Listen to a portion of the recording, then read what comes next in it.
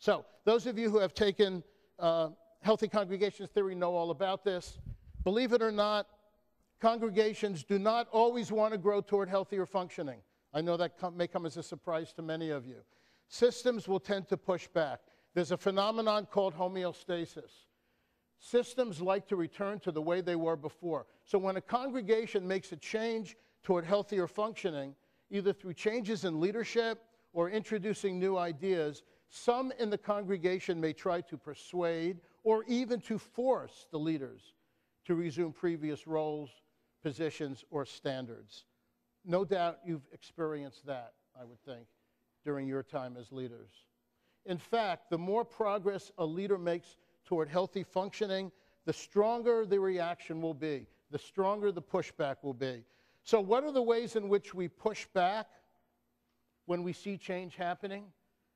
We do it through the use of inappropriate and sometimes damaging communication processes like rumors, gossip, leaking information, third-party complaints, going to someone other than the person with whom you have a problem, anonymous communication, and perhaps the most damaging behavior of all, stuffing up the toilets.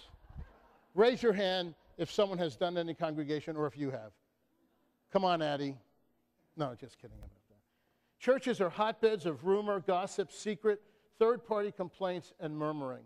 But these behaviors are not just difficult in themselves. They are often significant ways of resisting attempts at good health in our congregations. They enable and they perpetuate difficult behavior. If we are to make a difference in the world, which Reverend Lynn talked about, which Connie talked about, then we have to begin to take care of each other. And it begins with communication.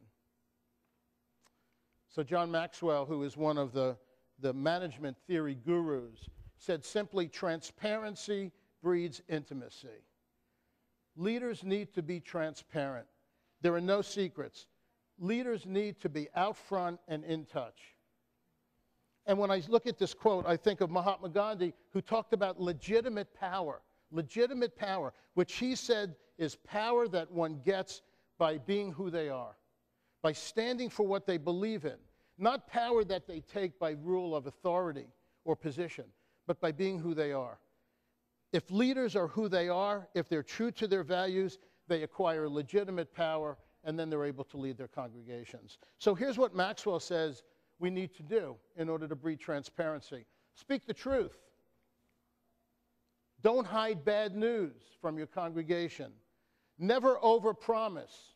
Lou Holtz, that famous philosopher / football coach, said, don't promise something that you can't deliver, but always deliver more than you can promise. And do what you say you will do. No one will follow a leader who says one thing and does something else. This is not rocket science.